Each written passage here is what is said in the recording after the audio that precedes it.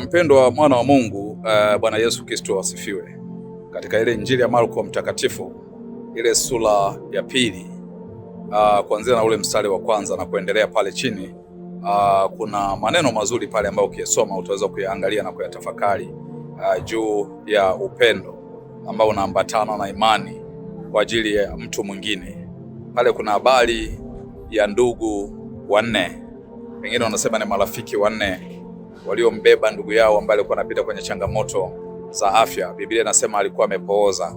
Hawa ndugu wakiwa wanania ndugu yao kupona, ndugu yao kufunguliwa, ndugu yao kuingia kwenye neema nyingine, walimbeba ndugu yao. Biblia haituambii kwamba walitoka naye wapi, wala haituambii kwamba walitembea naye kwa urefu au umbali kiasi gani, au hatuambii pia kwamba walitoka muda gani kule walikokwenda, lakini tunachoambiwa tu ni kwamba hawa watu walikuwa tayari kuingia gharama kwa ajili ya ndugu yao. Kwa nini walikuwa tayari kuingia gharama? Walimbeba ndugu yao wakampeleka kule Kapernaumu ambako Yesu alikuwepo, na walipofika katika ile nyumba ambayo Yesu alikuwa, na maandiko yanatuambia kwamba mlango ulikuwa umefungwa na Yesu anafanya injili mule ndani ya ile nyumba.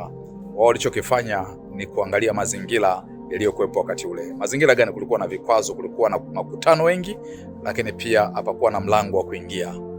Kwa upendo wa dhati kabisa wakaenda wakatoboa dari, alafu wakamshusha yule mgonjwa wao pamoja na godoro lake.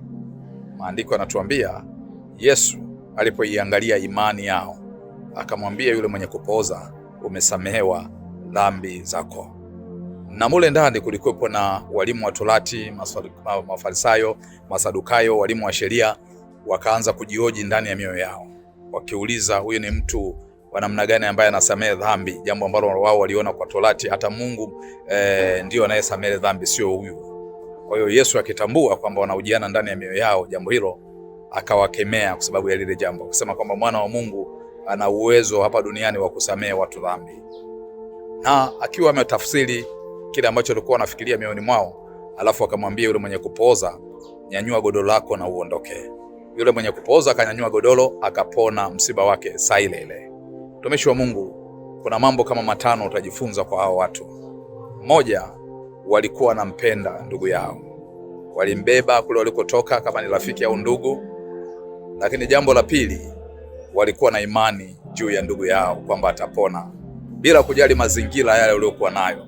Inawezekana katika hali yake, ukiangalia katika mazingira tu yale kama mgonjwa, inawezekana kabisa walikuwa na sababu ya kusema na ndugu yao au rafiki yao kwamba mazingira ni magumu na wewe mwenyewe umeyaona, kwa hiyo tutakurudisha nyumbani. Kwa hiyo na yeye angelizika kwa sababu mazingira yalikuwa ni magumu sana. Hawakuweza kupita kwenye mlango, hawakuweza kupita mahali pengine popote, lakini hapa tunaambiwa walikuwa tayari kuingia gharama na wakapasua dari ili waweze kuingia, wampeleke ndugu yao amuone Yesu. Jambo la tatu utakalojifunza ni kwamba hawa walikuwa ni marafiki wema. Rafiki mwema anakuchukua, anakuunganisha na Yesu.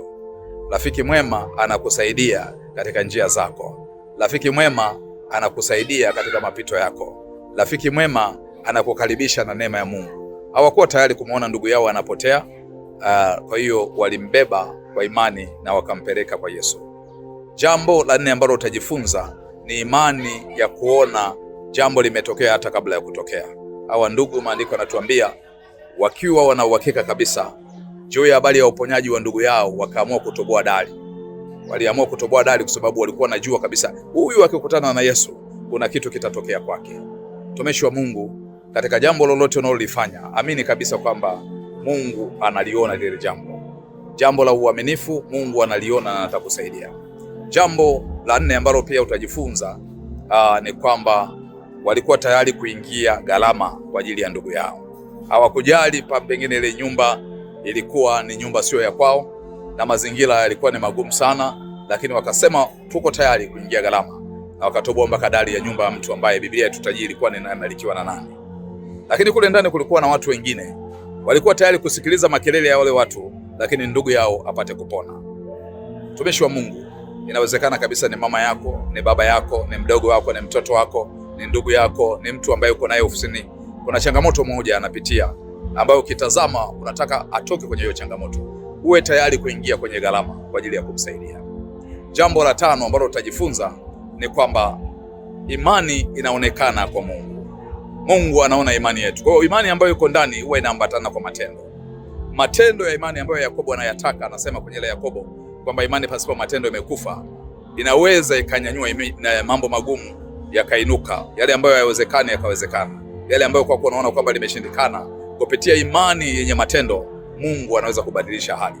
Mtumishi wa Mungu, unapita kwenye hali yoyote ile, iwe ni ugonjwa, iwe ni dhiki, iwe ni tabu, iwe ni maumivu ya moyo, iwe ni kukataliwa, iwe pengine kushindwa mahali pale ulipo, kwenye biashara, ofisini, maumivu yote unaopitia, hebu yasogeze leo kwa Yesu kwa imani. Mungu anaona imani yako. Na imani ziko za aina nyingi. Kuna imani haba, imani hafifu, imani iliyotindika, lakini kuna imani kubwa kama yule akida wa Kapernaumu anatajwa kwenye Injili ya Luka mtakatifu sura ya 7, anza na ule mstari wa kwanza mpaka ule mstari wa 10. Yule aliangalia kwamba Yesu anakuja kwa kusema, Bwana usije kwangu kwa sababu mimi ninafanana na wewe tu kwa mamlaka lakini sema neno moja tu na mtumwa wangu atapona. Na Yesu akawaambia mataifa, watu wa Yahudi, kwamba sijaona imani kubwa namna hii katika Israeli. Na alipokuwa akisema maneno yale, watumwa wake waliporudi nyumbani wakakuta mtumwa wake yule aliyekuwa anaugua amepona. Kwa hiyo imani ambayo inaweza kuleta matokeo ni imani kubwa, imani ya kuona kwamba nimefunguliwa hata kabla ya kufunguliwa, nimepona hata kabla ya kupona. Natamani kupitia imani ya watu hawa, ndugu wale wanne, rafiki wale wanne, Mungu akuongezee tena ujasiri mwingine. Mungu aione imani yako kwa ajili ya watoto wako, akawasaidie kule walipo. Inawezekana uweze kufika kule ambako watoto wako wapo, lakini Mungu atawasaidia. Unapoomba kwa ajili ya binti yako, unapoomba kwa ajili ya kijana wako, haijalishi mahali alipo. Wengine uweze kufika, anafanya matendo ya ajabu, anapita kwenye njia ambazo wewe uzioni, lakini Mungu anaona. Yeye hawezi kufichwa na mwanadamu yoyote yale ambayo mwanadamu anafanya. Ninakuombea amani ya Bwana siku ya leo, ulinzi wa Mungu na neema ya Mungu ikufunike. Neema ya Mungu iwe pamoja na wewe, neema ya Mungu ikulinde. Tuombe.